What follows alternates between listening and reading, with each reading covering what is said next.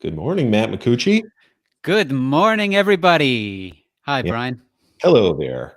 And yes, good morning to everybody watching. It is a lovely day, and as Bill Withers said, Matt, just one look at you, and I know it's going to be a lovely day. I also know it's going to be a lovely day because we are concluding our best albums of 2020 list today. Yeah, that's crazy. Yeah, it's tough to come up with just two handfuls of albums that we would define as the best of 2020. But we tried our best, and definitely the albums that we're going to be talking about in this video, you should check out. Absolutely. We've been doing these crate digging series throughout the year. And again, this was kind of our attempt to go back to those old record store days where you'd meet up with fellow jazz lovers and kind of recommend some music, get away from the streaming algorithms, Amazon recommends. We don't want robots picking our music for us. We want humans picking our music for us. So that's what this crate digging series is all about. And of course, this final crate digging series of the year is going to be all about the best albums of 2020. If you missed our first part, you can go back and watch that on our website. Matt and I are each picking 10 of our favorite albums of the year. We did our first 5 in part 1. We're going to roll right into part 2 right now. So Matt, how was that for a wind up? What do you say we just get right into it? Let's get into it and hope for the best. We've been having connection problems and issues, technical difficulties. Hopefully, we won't have any of those. But hey, we're live, so that's the challenge of going live. Things like that happen sometimes. Such is life these days. It wouldn't be 2020 without a few technical glitches. Yeah. By the way, if you're watching live now or in rerun, go ahead and click that share button and let people know that you're hanging out talking about the best albums of 2020. And feel free, please, to recommend some of your own favorite albums in the comments section. We will absolutely read them on air. And I've got a few from last time, too, that I want to share once we get into things. So, Matt, why don't you go and kick things off with the first album on your list? All right. So the first album that I'm going to mention in this video is one by Tino Contreras. I actually already talked about this album in a previous episode of Crate Digging. I forgot exactly which one. But again, this is a list where we talk about some of our favorite albums of the year. And so this one was one of the most impressive ones I came across this year. And it's by a veteran, a drummer, percussionist, and Mexico's most prolific jazz icon and legend, Tino Contreras, here revisiting some of the works from his huge career. But the music is timeless and modernized, and as implied, the release conveys a sense of spirituality. But this is a point that I'd made in the previous episode of Crate Digging where I talked about this album. It's not necessarily the type of music that we usually tend to define as spiritual music. It definitely reflects on spiritual themes, but it does so by evoking a sense of mystery and a sense of adventure in some of its tracks. But just to wrap it up a little bit, any fans of Latin jazz, fusion, and even fans of people like Carlos Santana should get their hands on La Noche de los Dioses, which, by the way, is also a great starting point for anyone looking into getting into the music of Tino Contreras, some of the great stuff that he has released throughout his stellar career. Absolutely. Yeah, great new album from a living legend. Glad to see that one make the list. We're saying hello to a few of our longtime viewers. Lavinia chiming in. Hello to you. She had some great recommendations, too, for favorite albums of the year. Randy Goodrum, Red Eye. Skinny Hightower, Blue Moon. That was a good album from saxophonist Skinny Hightower. And of course, Pat Metheny, From This Place, that was released on None Such this year. That was a really good album. A bunch more. John Batiste, Chronology of a Dream, live at the Village Vanguard. That was a great live album from this year. Yeah, good recommendations all. I will now, let's see if I can, boot up my, I guess it would be 6th, technically, right? Favorite album of the year. Matt, you know that I love my hip hop. I love the jazz hip hop crossover. That's totally my alley. So I had to give it up to my man Thundercat, bassist Thundercat. This guy explodes genres. I mean, there's no single box to put him in. He'll play everything from jazz to R&B. He's had Michael McDonald and Kenny Loggins as guests on previous albums. He'll play hip hop, he'll play hardcore punk. He really does it all. And this album is just a perfect showcase of his artistry. Where else can you have guests that include Steve Lacy on the one hand, avant-garde jazz, to Ty Dolla $ign, Childish Gambino, Lil B, but also Kamasi Washington and the jazz hip hop trio Bad Bad Not Good. It's really a star-studded album, and with Thundercat's music, it's like he switches up flows like a good hip hop artist seamlessly. So there are tracks that just strike like a bolt of lightning, and others that are mellow as a lava lamp. He really trades and grooves, and he's a phenomenally technical bassist. The runs that you hear from his instrument are just phenomenal. So yeah, this album made my list. Again, if you're into that same kind of hybrid jazz and hip hop vibe, this album has to be on your list for 2020. So yeah, Thundercat, it is what it is. By the way, Brian, how great was that duet with Ariana Grande of Them Changes from the Adult Swim festival? I love their version of that song. It's a great song, but what a version. Yeah, absolutely. Ariana Grande has pipes, and Thundercat was just stellar as always in that duo performance. So yeah, one of my favorite musicians at the moment, and I love this album. All right, so it's my turn again. All right.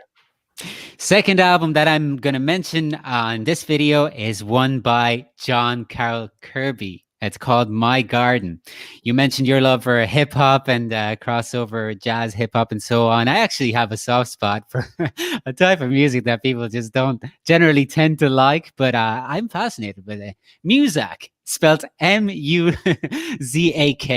Let me just explain a little bit.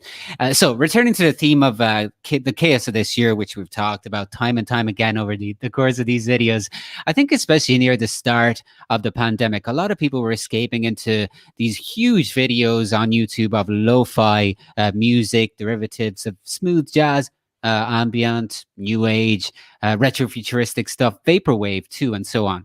So John Carroll Kirby's solo debut for Stone's Throw actually seems super apt these times because it's a blend of all of these musics, and it's just aesthetically delightful. It evokes pictorial scenes of worlds to escape into.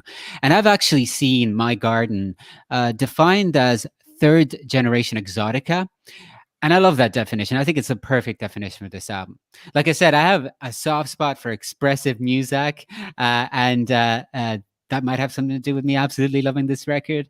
But just generally speaking, I think that even looking back on 2020, we're going to see this album as one of the ones that best represented not so much the chaos of the pandemic, but perhaps the type of desire that people had to escape into this type of music while we were living through it. Yeah, this was a cool album, and interesting to characterize it as jazz music crossover. But yeah, I guess he kind of explores those genres through, or that genre music through a jazz lens. And gotta love the austerity of that album cover there. Just yeah, it's very 80s and 90s. Yeah, I love it, man. Cool. Well, next on my list, it comes from the Jazz at Lincoln Center Orchestra, and anyone who's followed the Jazz at Lincoln Center Orchestra knows they put on these phenomenal tribute concerts, which often turn into phenomenal tribute albums. They've done it to the 40s, to the 50s, bebop, Charlie Parker, Coltrane, Ornette Coleman. A lot of times, these are jazz legends to be sure, but deceased jazz legends or past genres. It's such a treat to hear them celebrate the work of a living musician, and that's exactly what they did in their 2020 release, The Music of Wayne Shorter. This was a beautiful record, not just because it highlights and interprets the music of Wayne Shorter, but it features this living legend on the record. Wayne is in there playing the Jazz at Lincoln Center arrangements of his compositions. So you have some really iconic tunes on here. Yes or No, Diana, Hammerhead, Contemplation. Just the brilliant kind of jazz writing that you've come to expect from Wayne Shorter, plus that high caliber performance and playing that you come to expect from the Jazz at Lincoln Center musicians, led, of course, by trumpeter Wynton Marsalis, who has said about Wayne Shorter, he's at the highest level of our music. You can't get any higher than him. And there's a ton of truth to that. This was a cool release too, because there were a couple versions. One was a 3 LP, 180 gram vinyl version that came with this limited edition poster with this awesome illustration by Paul Rogers. And this is one, as a big Wayne Shorter fan, as a huge fan of the Jazz at Lincoln Center Orchestra, I had to have to my collection. And I kept finding myself going back to it again, just to hear the master at work, Wayne Shorter, just to hear him in that big band setting. So I spun it enough times. I said, yeah, this made the cut. This made the list as one of the best albums of 2020. Positively love this one. Came out on their Blue Engine label, which is a proprietary label of Jazz at Lincoln Center. Music of Wayne Shorter, Jazz at Lincoln Center Orchestra with Wynton Marsalis. Awesome. Great stuff. Great stuff. I also like that album very much. All right. So I believe this is my third album, and I'm going to go with an album that I feel is a major work of 2020. It's by Ambrose Akinmusire. Now, Brian, do I have the pronunciation of the second name right? I always have to ask. I think it's Ambrose Akinmusire is what I've heard. Ambrose Akinmusire. Mm-hmm. It's not. Yeah, it's my fault, really. I'm basically illiterate, which is not a great thing to say when when you're the online editor of a major jazz magazine. But hey, but you make do somehow. We're perfect in our imperfection. Anyways, right. It's on the tender spot of every callous moment. And with this record, I feel the trumpeter composer really renews his status as one of the biggest names in expressive jazz today. The concept, very generally, is that of portrayal of modern Black life in America. And so, again, it feels like a very timely release, considered all the things that happened this year. But to represent this concept, he employs an approach whereby he blends a lot of post-bop and avant jazz. And in doing so, I think he harkens back to the intensity of the days of the civil rights movement of the 50s and the 60s. And so when I look back to this particular album, part of the power that comes from it comes from the varied program. For example, there are tracks that swing. There are tracks that are more somber. I found the more minimalist pieces of this LP to be among the most powerful. But generally speaking, this is really a great work. And certainly, like I said, a major work of 2020, one of the most powerful jazz albums I've heard all year. Yeah, this was a great one. As a trumpet player myself, a hack amateur one though, I can attest to Ambrose's genius and his ability to convey so much emotion, expressivity through his horn. He uses novel extended techniques, makes all kinds of unique sounds, in addition to his brilliant composing and playing. So yeah, this was a really good album from Ambrose.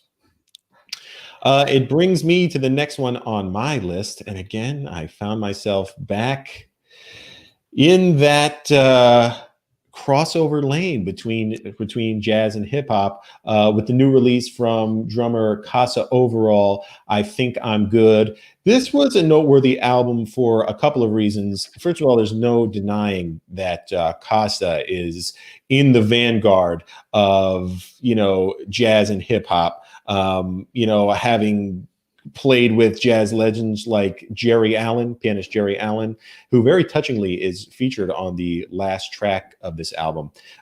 Jerry, who we lost a few years ago, was a mentor in a lot of ways to Casa, and she kind of brought him up in her ensembles. So it's very nice to see her in the closing track of this album.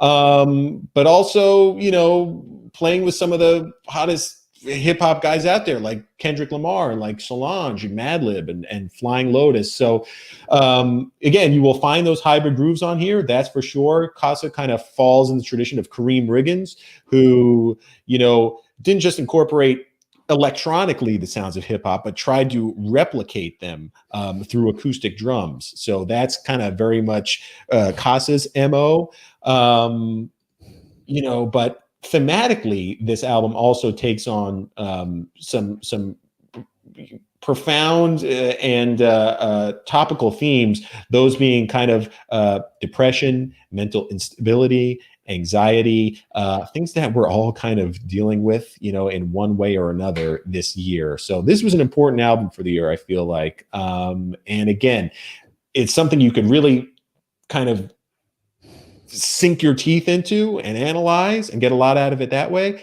But if you want to just put it on and groove out, it fits that purpose as well. So yeah, I really like this album. Casa overall, I think I'm good. All right. I think I'm good. Yeah. I think I'm good. Okay. Okay. So number four. All right. So let's go with Carla Bley, the Carla Bley trio. Carla Bley, Andy Shepherd, and Steve Swallow. Life Goes On.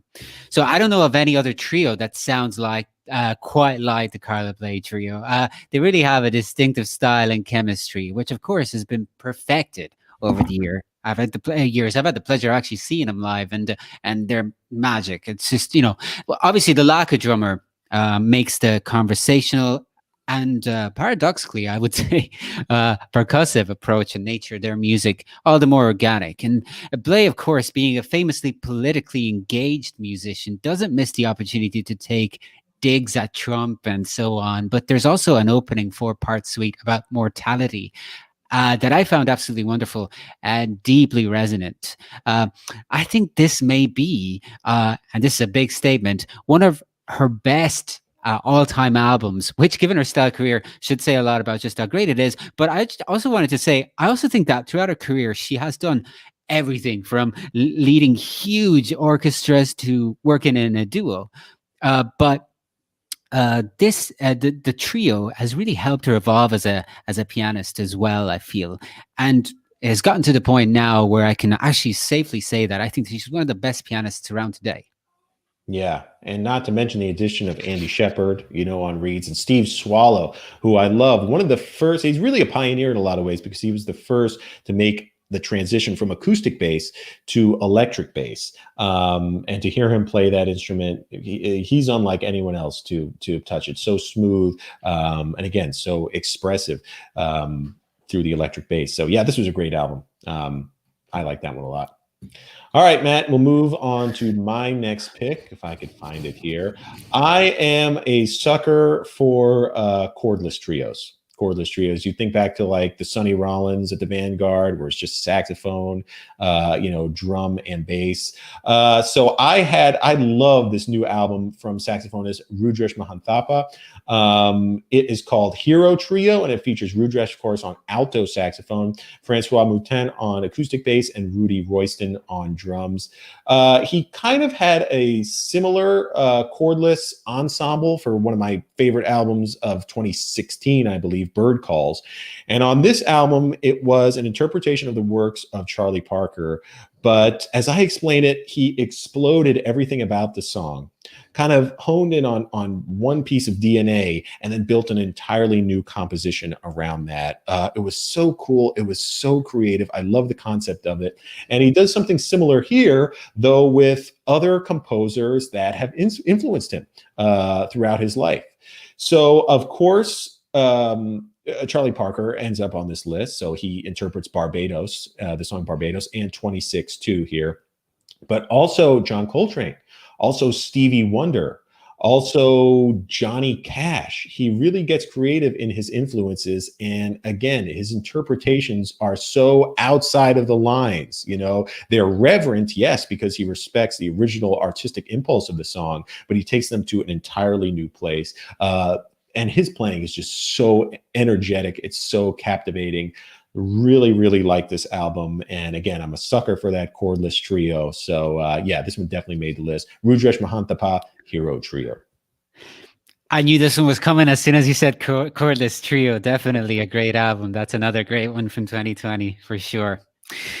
All right, so my final pick, official pick for these two videos of 2020 is Kurt Elling and Danilo Perez. Secrets are the best stories, which for some reason I always say secrets are the best kept stories, and thankfully I got the title right this time. But I'm a big fan of Kurt Elling, the crooner Kurt Elling. He's got a manly, rich baritone like no others, hugely expressive. But he is definitely more than just, soaring vocal flights. I mean, the project he's put together here with Danilo Perez is one of his more ambitious, I feel. And for anybody who's a fan of poetry and also the link between jazz and poetry, the long-standing link between jazz and poetry, this is the album for you. I mean, blends lyrics written by Elling with reference, sometimes direct references to other poets and others in tribute to authors and poets, and also others reflecting to recent socio-political events, serious themes. And then elsewhere, we also get inner sort of monologues, interior monologues. So it's just beautiful and very rich. And Danilo Paris's music, whether it's his own music or his own arrangements of music by Pastorius or Shorter, further, I feel, further pushes him beyond the conventions of even similar project to this type. Um, and it also, of course, enriches stories. And so, speaking of similar projects to this type, I do feel like this is the one of the those albums that you listen to the first time, but it just keeps getting better as you continue to listen to it. So, second, third listen. Now, every time I have it on, I put the first track and I listen to the whole thing through. There's no one track that stands out. It's all great. And I think that the most charming thing about this album, and I know that I'm talking too much about it, but I really love this album and I've been listening to it a lot because I feel like the message of it is that it highlights the importance of both having stories to tell, but also of having stories to listen to. Amazing, beautiful album. Yeah, absolutely. I too am a big fan of Kurt Elling. His voice is so commanding and he has such a way with a lyric. You can chalk that up to the fact that maybe he was a divinity student at one time or that he was just surrounded by poetry as a kid. And Danilo Perez, one of the greatest compliments I've ever heard one jazz musician pay another jazz musician was somebody said of Danilo, every time he touches the piano, it's like he's touching it for the first time, which means there's so much joy in his playing. There's so much exploration. You could tell the love for his instrument and for his craft really comes through. So yeah, that was a great album. All right, we'll close with my final album. So my favorite album of the year, I guess you could say. And I'll just premise it by saying 2020 was a weird year for jazz. For all of us, but especially for jazz, and some of us have gone months without seeing a jazz musician in person without experiencing jazz live, which is really, really the lifeblood of jazz. So it's no surprise that my favorite album of the year was a live album, and it came from the one, the only Chick Corea. The album is called Chick Corea Plays. It was a beautiful 2 CD set that captured performances throughout 2018 in various halls in Europe.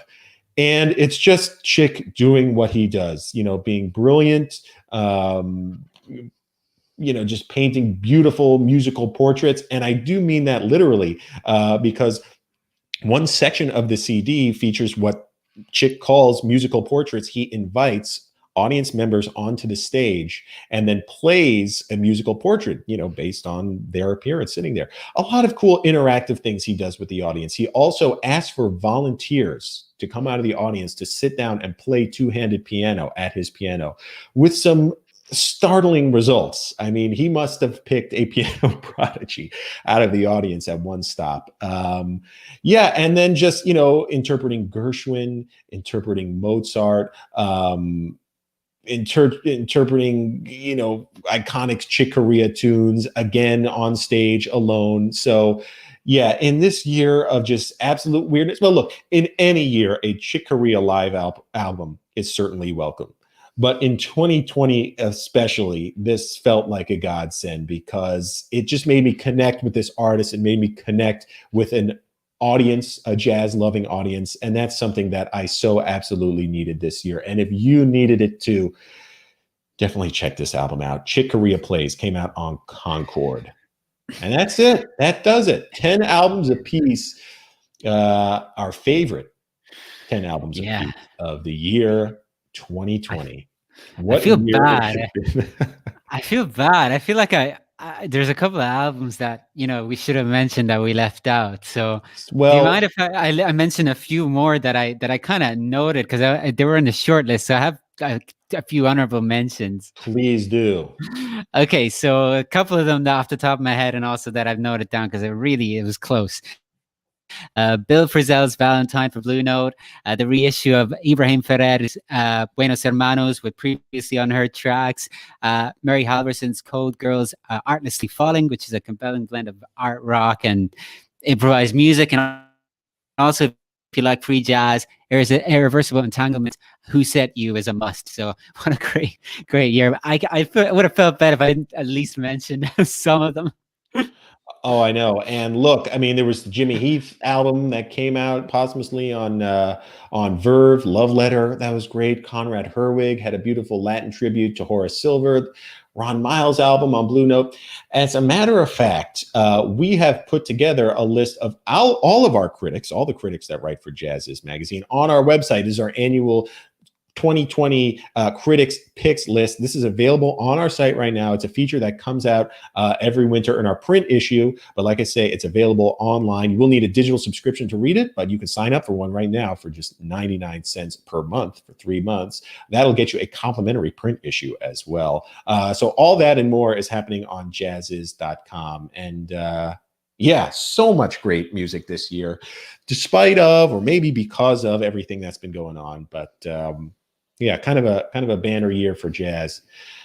Matt, thanks for sharing some of your favorites this year. We are going to be back next week to do some crate digging of holiday music, our favorite holiday jazz. 'Tis the season for that. And then, yeah, resuming things in the new year, 2021. Here's to another year of great music, Matt.